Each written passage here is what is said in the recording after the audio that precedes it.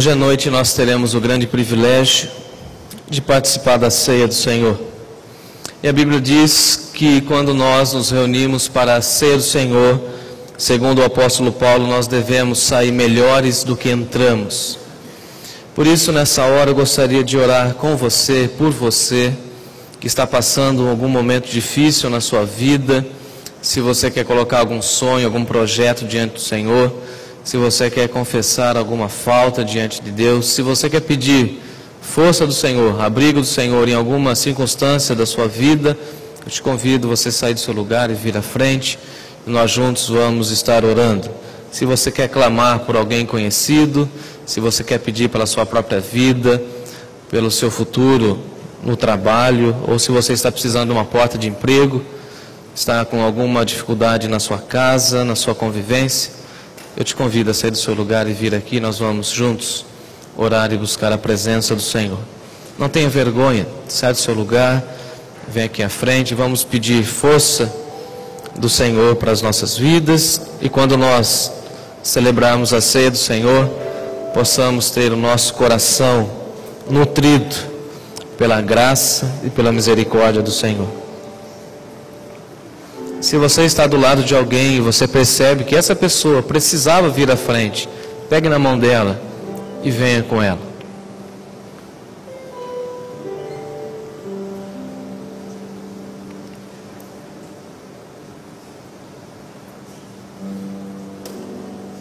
Se você quiser se ajoelhar onde você está, se colocar em pé, você fique à vontade para nós nos colocarmos diante do Senhor.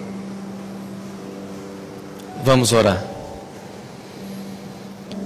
Senhor nosso Deus e Pai, nós nessa hora voltamos os nossos olhos para a cruz do Senhor Jesus e ali entendemos, ó Deus, o Teu sacrifício, a prova do amor. Reconhecemos que o Senhor nos ama, reconhecemos que o Senhor é gracioso, reconhecemos que antes da fundação do mundo o Senhor tinha um plano preparado para nós em Cristo Jesus. E como filhos e filhas do Senhor, nessa hora, ó Pai, nós colocamos o nosso anseio diante de Ti, ó Pai. Aqui na frente, nessa mesa, na frente da mesa da ceia, existem pessoas com as mais diversas preocupações, existem algumas pessoas passando por momentos difíceis nas suas vidas. Eu não sei quais são as suas dificuldades, mas o Senhor sabe. E como ministro do Teu Evangelho, eu rogo ao Senhor que o Senhor mesmo esteja tocando em cada vida, que o Senhor esteja atuando em cada dificuldade. Aqueles que estão sofrendo, ó Deus, por algum resultado de algum exame, aqueles que estão preocupados com algum sintoma da sua saúde, que o Senhor esteja abençoando. Aqueles meus irmãos e irmãs que fazem tratamento a longo prazo, que o Senhor também esteja cuidando dos medicamentos, a orientação médica dos medicamentos, que os medicamentos sejam usados para a honra e glória do Teu nome, que a sabedoria que os médicos obtiveram através dos estudos possa glorificar também o Teu nome. Colocamos, ó Deus, aqueles e aquelas que estão passando por algum momento de dificuldade nas suas casas, alguns que passam dificuldades no relacionamento com seus filhos, alguns filhos que precisam pedir perdão para os seus pais, precisam aprender a honrar pai e mãe e com ousadia se aproximam da Tua mesa. Rogamos, ó Deus, por aqueles casais que precisam força do Senhor. Aqueles casais que precisam redescobrir a alegria do Senhor, porque a alegria do Senhor é nossa força, porque a alegria do Senhor Jesus invada as nossas casas, os nossos casamentos, os nossos relacionamentos. Aqui estão pessoas pedindo por algum parente que ainda não é convertido, algumas pessoas colocando a situação do nosso país diante do Senhor, aqueles irmãos que trabalham nas estradas, viajando, nós te pedimos a Tua paz, a Tua segurança. Aqueles que estão trabalhando, mas mesmo trabalhando, ficam com a sombra do desemprego batendo a porta, ó Pai, trabalhe nessas vidas. Aqueles nossos irmãos que nós sabemos e conhecemos estão desempregados, que a Tua graça alcance essas vidas. Que o Senhor mesmo esteja abrindo uma porta de emprego, aquelas pessoas que estão precisando se encontrar na vida, que o Senhor também esteja abençoando. Abençoe o teu povo que busca refúgio no Senhor. Até a andorinha encontrou refúgio na tua casa, e nós encontramos os teus altares, ó Deus. Nós temos fome e sede do Senhor, e por isso nós, nesse ato de vir à frente, mostramos para todas as pessoas que a nossa fonte é o Senhor. E por isso, ó Deus, como ministro do Evangelho, eu rogo por essas vidas, eu clamo por esses meus irmãos e irmãs que estão com seus corações aflitos, angustiados, que o Senhor esteja trabalhando em cada vida, que haja perdão em cada coração, que esse momento quando nós vamos celebrar a ceia do Senhor, que a ceia do Senhor possa trazer vigor espiritual.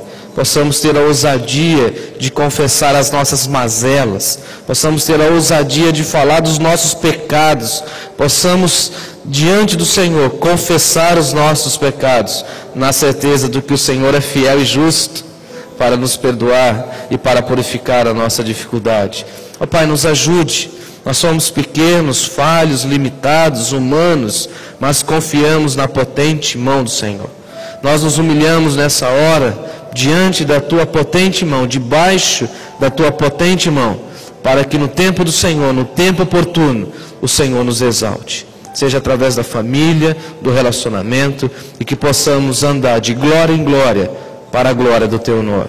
Nos ajude, Senhor Deus, nas nossas fraquezas, nas nossas dificuldades. Eu apresento o teu povo diante do Senhor e peço que a tua graça, a tua misericórdia e o teu perdão seja abundante na vida deles. Que eles tenham uma semana abençoada na tua presença e que teu Espírito continue guiando-os de acordo com a tua santa e bendita vontade. Sê conosco, ó Deus. Ouça o nosso clamor, mas ouça o nosso clamor não pela nossa vontade, mas pela tua vontade. Faça o teu querer, o teu agir em nós, e a tua vontade certamente será boa, perfeita e agradável para nós. Queremos, ó Deus, estar no centro da tua vontade, e por isso colocamos essas vidas diante do Senhor, e que o Senhor mesmo esteja atendendo conforme a necessidade de cada uma, no nome do Senhor Jesus. Amém. Amém. Sentai-vos.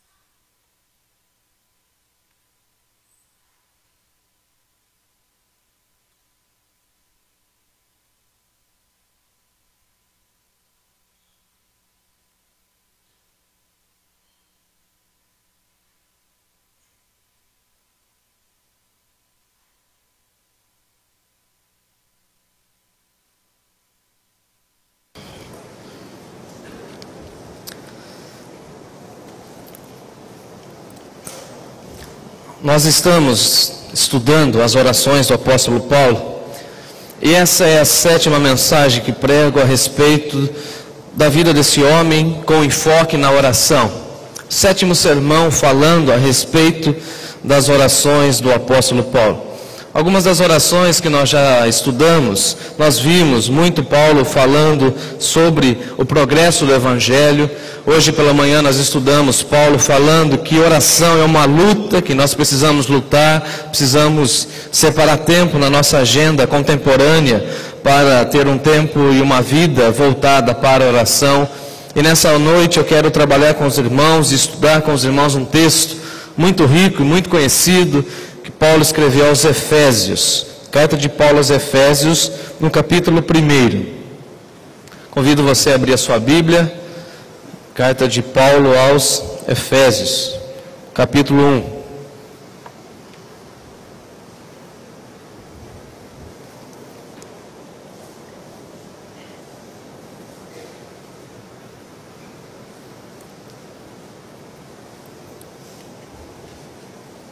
Paulo escrevendo aos Efésios, capítulo 1. Se você encontrou, por favor, se coloque em pé, para juntos, com reverência, lermos o texto que Deus tem preparado para nós nessa noite. Eu gostaria de ler o capítulo 1 inteiro, mas pelo avançado da hora, nós leremos a partir do versículo 15. Efésios capítulo 1, versículo 15. Todos encontraram? Amém? Glória a Deus? Não, tem alguém pedindo misericórdia ali. Não posso falar quem foi. Nós vamos esperar. A ceia nos ensina isso. Esperai uns aos outros. Eu espero. Efésios.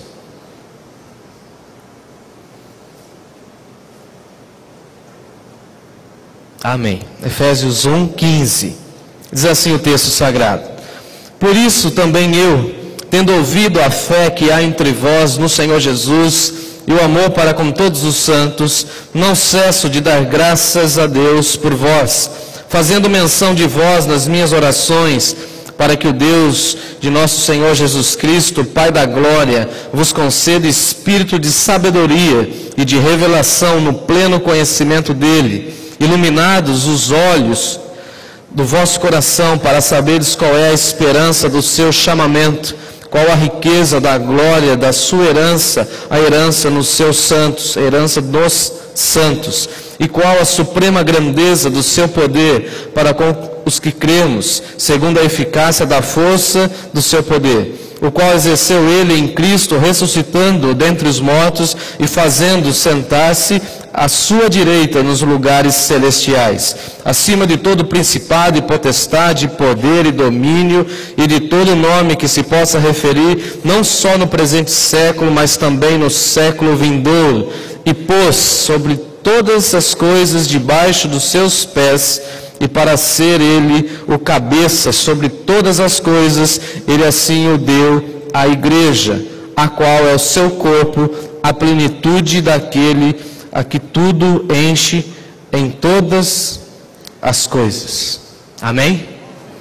E a minha oração é que Deus fale ao nosso coração. Você ora comigo assim? Repita comigo: Senhor Deus, fale ao meu coração. Em nome de Jesus. Amém. Sentai-vos.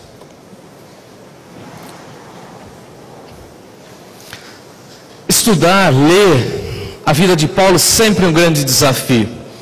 E nesse último mês, estudando, e no próximo final de semana eu preciso encerrar essa série, que nós entraremos no outro tema, no aniversário da igreja.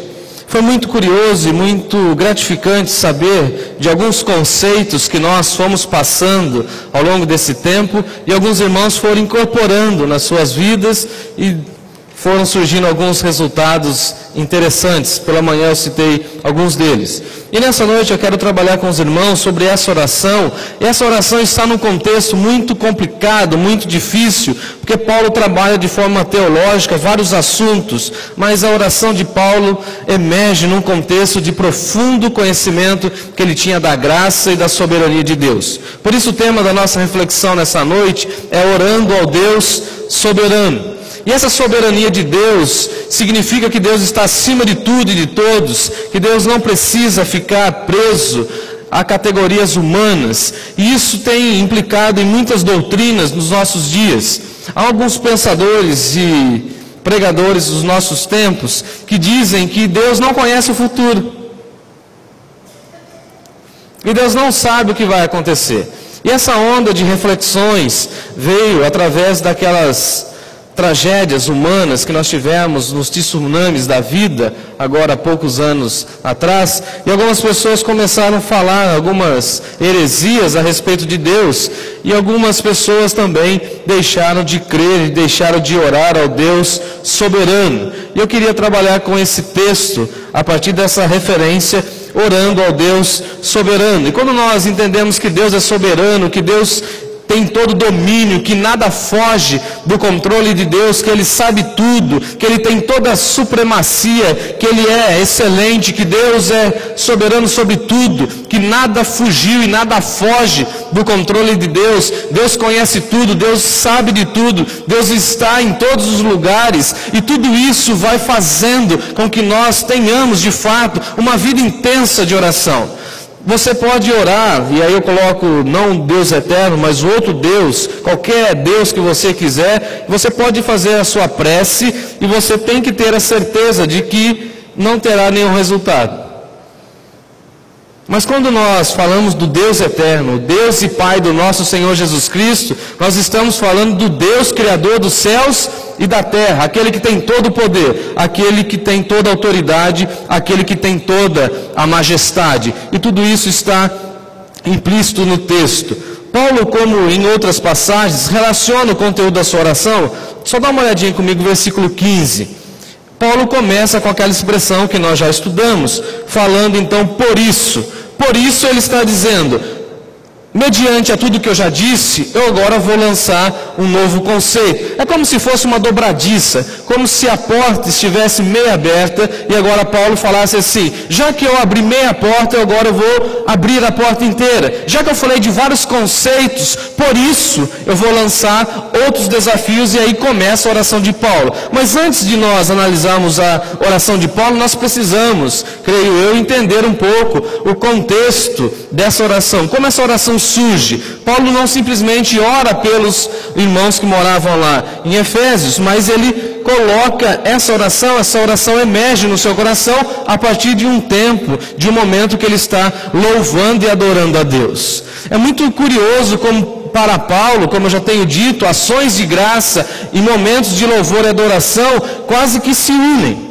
Louvor e adoração e oração fazem parte da mesma entoada de Paulo. Paulo, quando ele fala de oração, ele está falando de louvor. E quando ele fala de louvor e adoração, obviamente ele está falando de oração. Então Paulo começa, na realidade, cantando a Deus, falando da beleza de Deus, adorando o Senhor em espírito e em verdade. E eu convido você a olhar o texto comigo, 1:3. Quando ele começa a exaltar o nome do nosso único e suficiente Deus, nosso único Criador dos céus e da terra. Versículo 3, bendito Deus e Pai do nosso Senhor Jesus Cristo. Ele fala que Deus é bendito, que é bendito esse nome. Ele começa exaltando e ele está falando que esse Deus, ele também é o Pai do nosso Senhor Jesus Cristo. E bendito seja o Deus e Pai do nosso Senhor Jesus Cristo. E esse Deus e Pai do nosso Senhor Jesus Cristo nos tem abençoado nas regiões celestes e tem nos abençoado com toda sorte de bênção material. Por isso que a gente vai na igreja para pedir muita bênção material para Deus. Não? Bênção espiritual. Bendito seja Deus e Pai do nosso Senhor Jesus Cristo, que nos tem abençoado com toda sorte de bênção espiritual. Dia desses, e não é história, está lá no YouTube para quem quiser ver, um testemunho de uma igreja.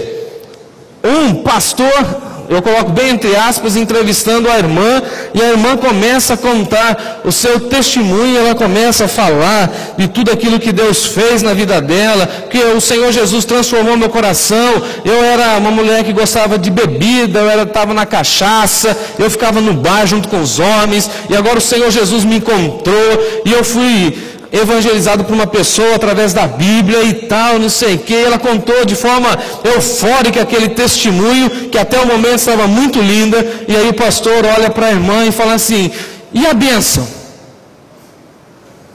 E ela fala para o pastor, mas a bênção é essa. Não, a bênção, não tem um carro, não tem uma casa, não tem uma poupança, não tem dinheiro, não tem nada. Não, a bênção maior é a salvação. E é isso que Paulo exalta para nós.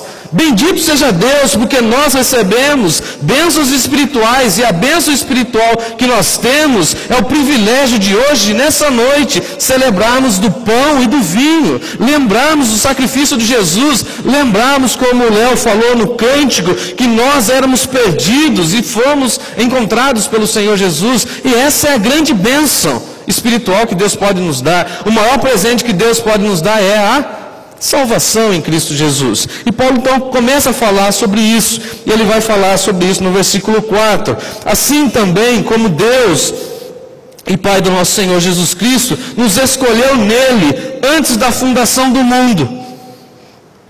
Eu, trabalhando com a minha classe hoje de batismo, eu estava falando sobre você não é acidente.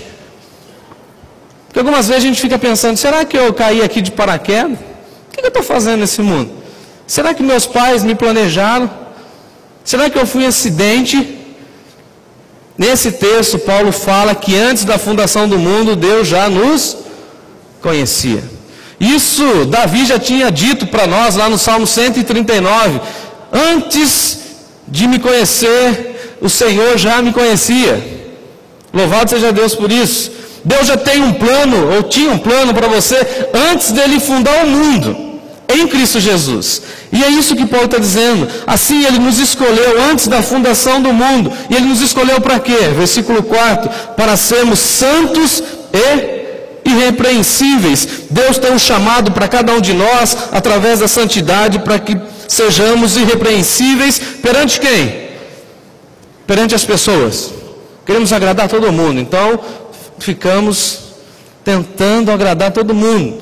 Irrepreensíveis perante Ele, e em amor Ele nos predestinou para Ele. Ele nos salvou, nos predestinou para Ele. Muito lindo isso. E nos predestinou para a adoção de filhos. Nós não tínhamos nenhum direito de sermos filhos de Deus, e o grande poder que o Evangelho coloca diante de nós é que agora nós temos o poder de sermos chamados filhos de Deus. Somos filhos adotivos, e o Senhor então pela adoção nos comprou. Olha o texto, que lindo, versículo 5. Nos predestinou para Ele, para a adoção de filhos, através do Senhor Jesus Cristo, segundo o beneplácito da sua vontade. E para que Ele fez isso? Versículo 6. Para que você nasceu? Acompanhe comigo. Para o louvor da glória de sua graça. Você tem que render glórias a Deus pela graça que Ele manifestou na sua vida. Então Paulo está orando, e ele está pedindo a Deus, e a sua oração emerge nesse contexto. Bendito seja Deus, Ele me escolheu antes da fundação do mundo.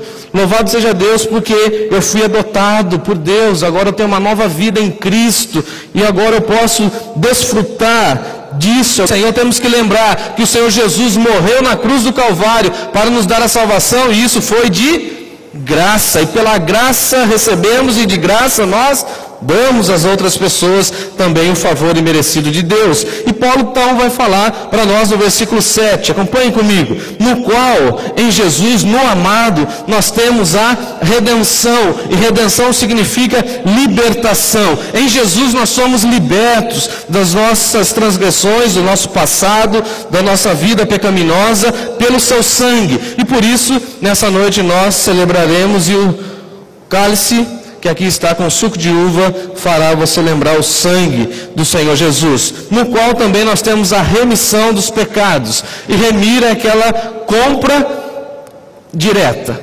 Nós fomos comprados, e a nossa vida agora não é mais nossa. Por isso que o apóstolo Paulo diz assim: vivo não mais eu, mas Cristo vive em mim. E a vida que agora eu vivo do meu jeito. Eu vivo na fé no Filho de Deus. A nossa vida não é mais nossa. Por isso que o apóstolo Paulo, com muita naturalidade, ele diz em algumas passagens assim: olha, eu queria muito ir para a glória, mas ao mesmo tempo eu quero ficar. Eu estou nessa divisão. Eu não sei se eu vou, eu não sei se eu fico, mas na realidade eu acho que eu vou ser importante, eu quero ficar. Porque ele já sabe que a sua vida está comprada. Quem tem o passaporte carimbado para a eternidade não fica preocupado. Vem uma doença, a toda que nós conhecemos, a teologia da prosperidade. Eu nunca vi eles falando que Deus é rico de graça. Vem aqui receber muita graça de Deus. Não, eles não falam isso. Segundo Paulo está dizendo para nós, nosso Deus é rico em graça.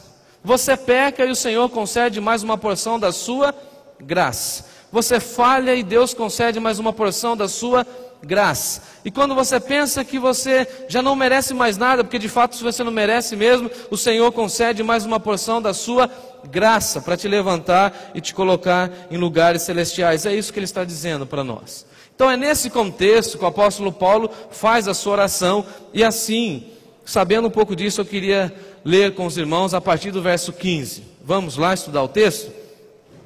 Então, mediante a tudo isso, ele fala assim, por isso que, diante de tudo isso, também eu, tendo ouvido a fé que há entre vós no Senhor Jesus, e o amor para com todos os santos, eu não cesso de dar graças a Deus por vós. Paulo simplesmente agradece a Deus e se coloca diante de Deus em louvor e gratidão. Paulo consegue render graças a Deus por tudo aquilo que a salvação estava fazendo na vida dos irmãos.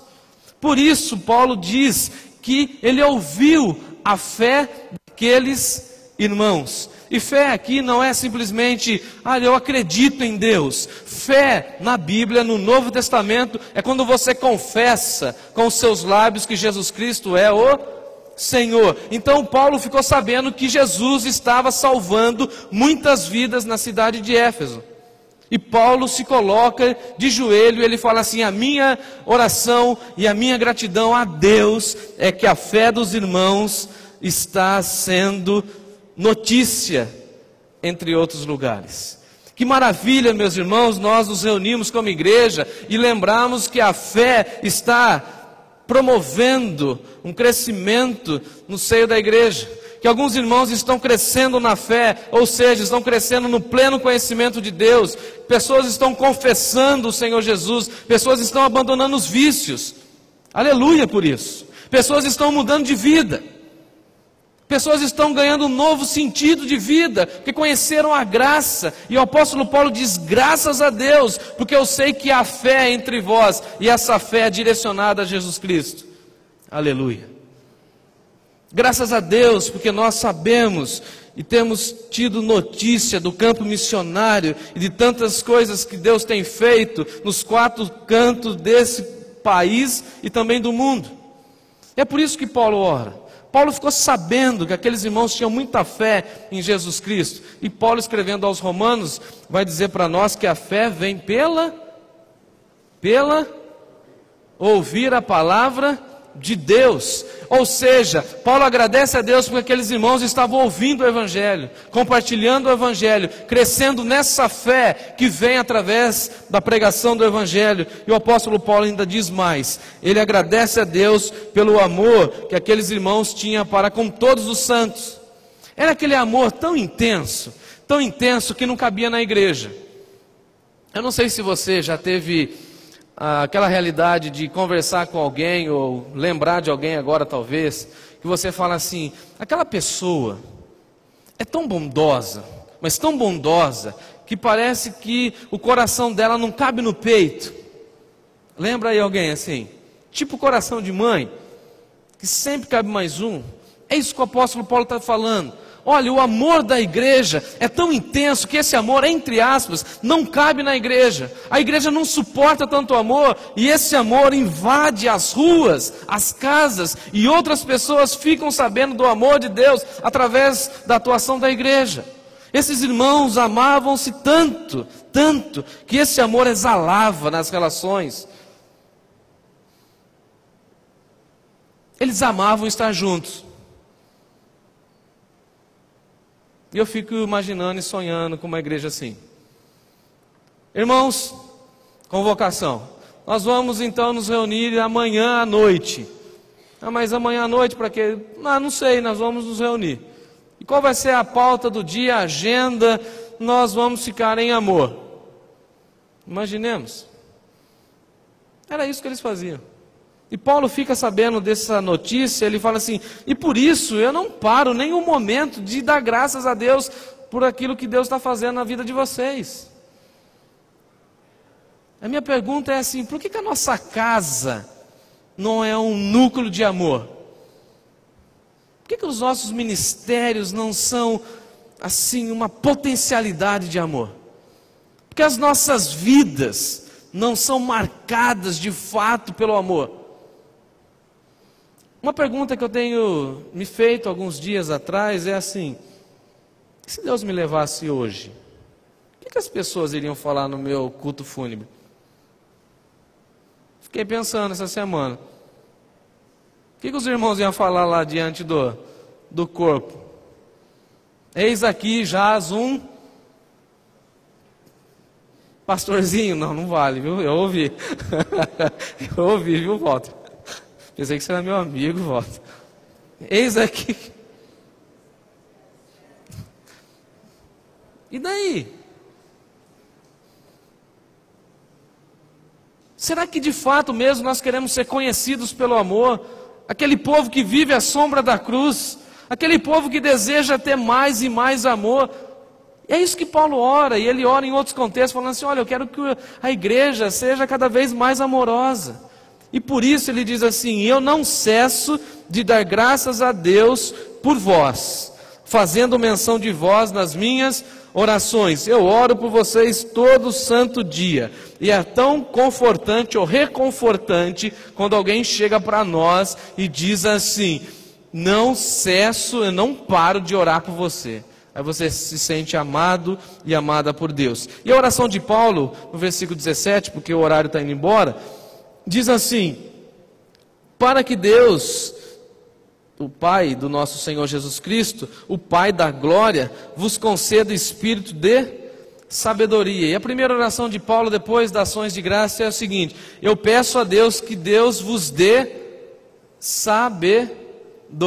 E a Bíblia vai falar para nós que o temor do Senhor é o princípio da sabedoria. O apóstolo Paulo está orando para que a igreja seja sábia nas suas decisões, para que nós sejamos sábios nos nossos negócios, para que nós sejamos sábios no tratamento com os filhos, com as pessoas, com o cônjuge, com os irmãos da igreja. Deus quer que sejamos um povo sábio.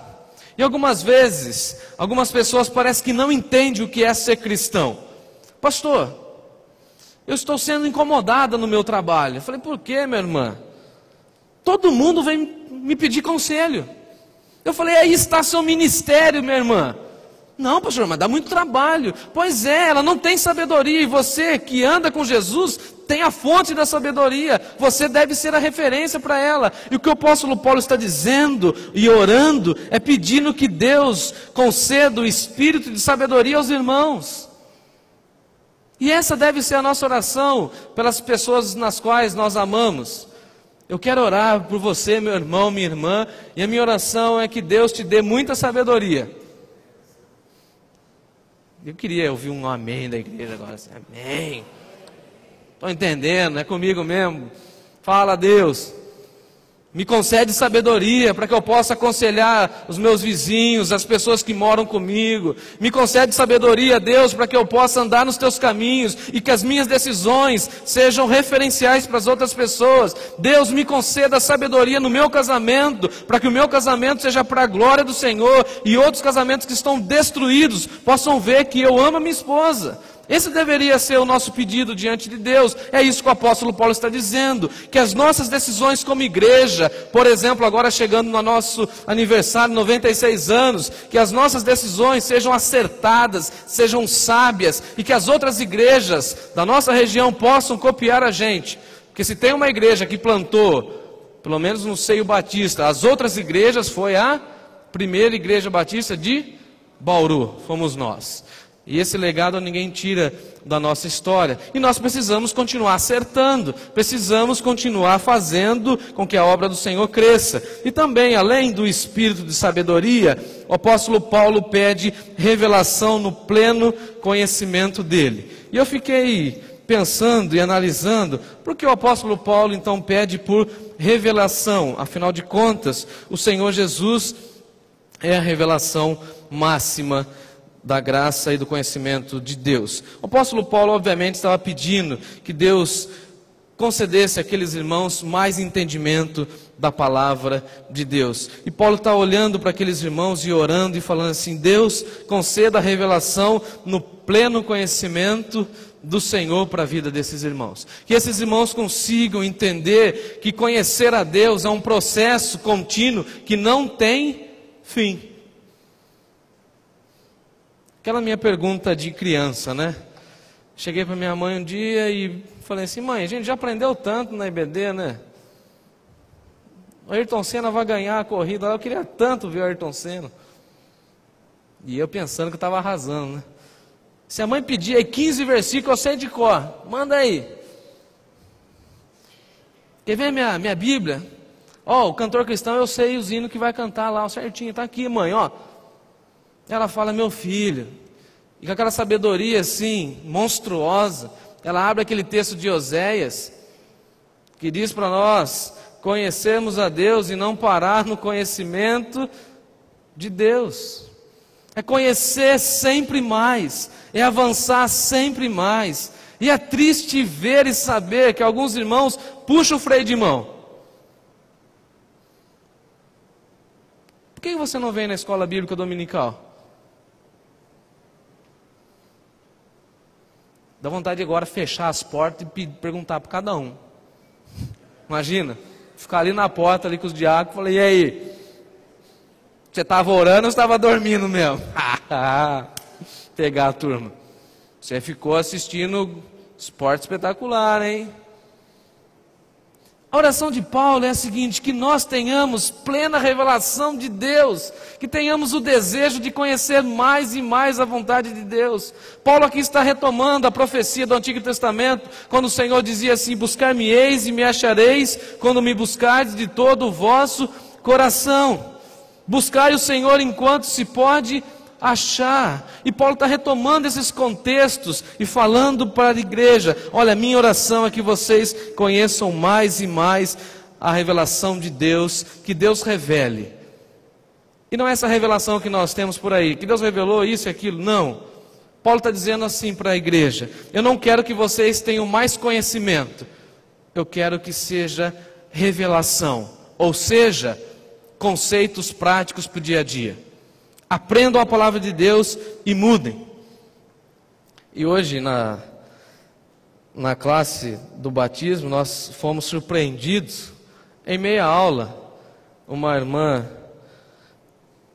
com a voz embargada, com os olhos lacrimejantes, começa a falar daquilo que Deus está fazendo na vida dela, e a gente meio que para assim na aula e a gente fala assim: Deus se revelou a ela.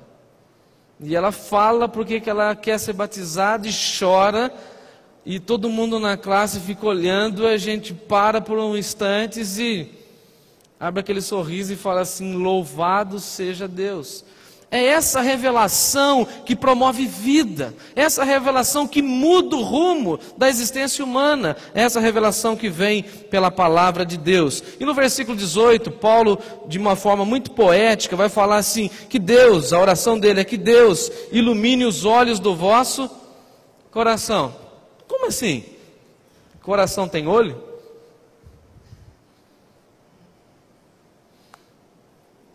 Paulo retoma aquele contexto de Provérbios: tudo que se deve guardar, guarda o teu coração, porque dele são as fontes da vida.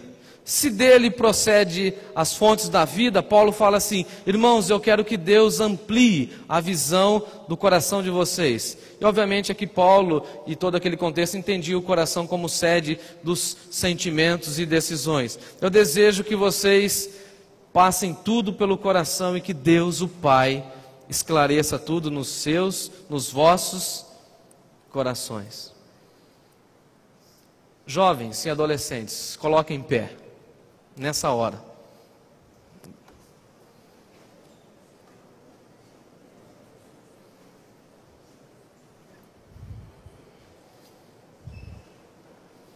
Fica em pé, hein? Baixa não. Se o chicote passar, aí você abaixa um pouquinho. Esse tem que ser o versículo da vida de vocês. Sobre tudo que se deve guardar, guarda o teu coração, porque do coração é que procede as fontes da vida. Casamento bom, passa por onde? Coração. Vida com Deus, vida na igreja. E eu quero que vocês tenham seus corações abertos para entender a vontade de Deus. Sobretudo, a coisa mais importante da vida de vocês, assim como da minha, por isso que eu estou de pé, é guardar. Sou jovem ainda. Sobretudo, a coisa mais importante da sua e da minha vida é guardarmos o nosso coração em Cristo Jesus. Mas para quem eu vou dar o meu coração? Para o amado, para a amada? Não, você vai entregar para Cristo. Ele falou, através de Paulo, que a nossa vida está escondida em Cristo. E aí, meninas e meninos, para namorar comigo tem que ser assim com Deus. Os homens podem sentar agora, só as meninas de pé. Pedagógico isso, hein? As casadas podem sentar. Já passaram por isso. Vou diminuir o grupo. Meninas, vocês têm que ter esse lema. Quer namorar comigo, quer casar comigo, tem que andar com Deus. Porque se não andar com Deus, nada feito. Poderia sentar. Olha que oração linda de Paulo.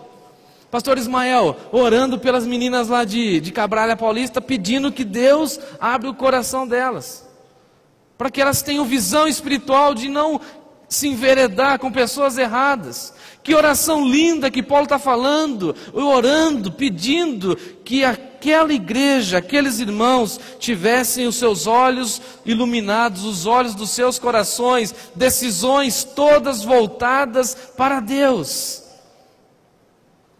Porque com um casamento feliz, todas as coisas ficam mais fáceis. Quem casou bem sabe do que eu estou falando. E por último, Paulo ora para que aqueles irmãos, conforme o Léo cantou e falou para nós, não venham perder a esperança do seu chamamento. Acompanhe comigo o versículo 18.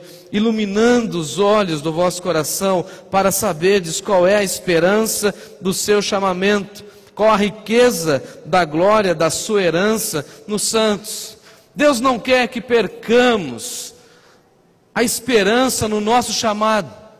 O apóstolo Paulo depois em Tessalonicenses vai dizer para nós, fiel que vos chama, e se ele chamou, ele também vai cumprir tudo aquilo que ele tem para a sua vida.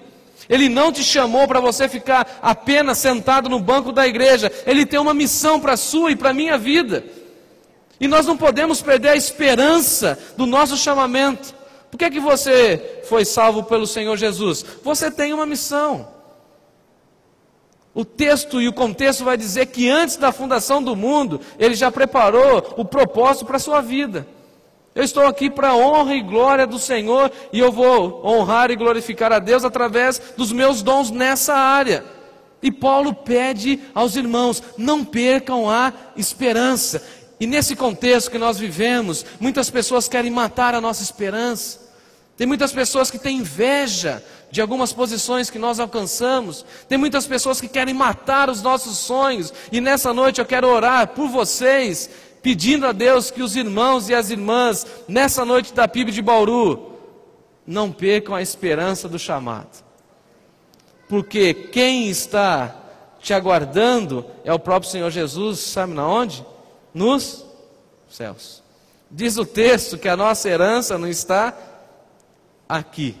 A nossa herança está para além dos céus. O nosso Senhor Jesus Cristo se torna para nós o nosso grande, entre aspas, irmão mais velho, e nós agora somos co-herdeiros em Cristo Jesus. Eu achei maravilhoso, meus irmãos, e encerro meu sermão com essa história, quando um dos irmãos que nós acompanhamos da Cristolândia entrava aqui na igreja e ele falava assim, olha, será que um dia eu vou poder dizer que essa é a minha igreja? E eu li com ele o Salmo 84, disse, olha, até o pardal e a andorinha encontrou ninho para si, e você deve encontrar os altares de Deus. E depois de acompanhar aquele rapaz, o Henrique está aqui, cadê o missionário? Eu vi o Henrique aí, o Henrique vai lembrar dessa história. Aquele menino entra aqui no dia do batismo, e ele entra por aquela porta lateral e vem andando aqui no meio. Nós estávamos aqui o aguardando para o batismo, e ele entra na igreja e ele fala assim, agora essa é a minha igreja, agora esse aqui vai ser meu povo, pastor. E ele brincava comigo e dizia, mas eu sou pobre, eu não tenho nada. E eu abri o texto para ele, de Davi, e falei assim, eu também sou pobre e necessitado, mas o Senhor cuida de mim. Seja bem-vindo à casa do Pai. Essa é a minha casa, é a sua casa, é a casa de Deus. Somos herança de Deus, e por isso vamos desfrutar de tudo que Deus tem para nós reservado na eternidade. A igreja não é nossa, a igreja é de Deus.